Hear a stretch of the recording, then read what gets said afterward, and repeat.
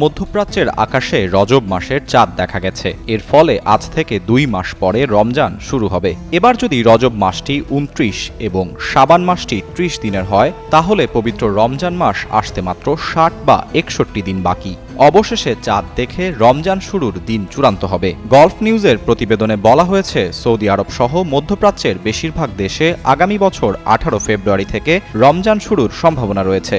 যদি এমনটি হয়, তাহলে বাংলাদেশ সহ দক্ষিণ এশিয়ার দেশগুলোতে রমজানের প্রথম দিন হবে ১৯ ফেব্রুয়ারি। কিন্তু যদি চাঁদ দেখা না যায়, তাহলে পবিত্র এ মাসের শুরুর দিন একদিন পিছিয়ে যাবে।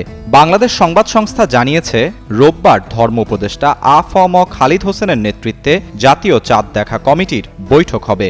সে বৈঠকের পর বাংলাদেশে রজবের চাঁদ দেখা গিয়েছে কিনা তা আনুষ্ঠানিকভাবে জানানো হবে। এক্ষেত্রে দেশের আকাশে কোথাও পবিত্র রজব মাসের চাঁদ দেখা গেলে সংশ্লিষ্ট জেলা প্রশাসক বা উপজেলা নির্বাহী কর্মকর্তাকে জানানোর অনুরোধ জানিয়েছে ইসলামিক ফাউন্ডেশন। উল্লেখ্য, রজব, জিলকদ, জিলহজ ও মহরম মাসকে বিশেষ মর্যাদা দেয়া হয়েছে।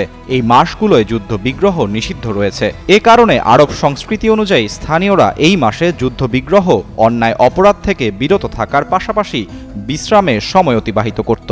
এর মধ্যে রজব মাসের ২৬ তারিখের রাতটি মুসলিমদের কাছে অত্যন্ত তাৎপর্যপূর্ণ। মহিমান্বিত এই রাতেই মহানবী হযরত মুহাম্মদ সাল্লাল্লাহু আলাইহি ওয়াসাল্লাম ৭ আসমান পেরিয়ে মহান আল্লাহর সঙ্গে সাক্ষাৎ করেন এবং উম্মতদের জন্য ৫ ওয়াক্ত নামাজ নিয়ে ফেরেন।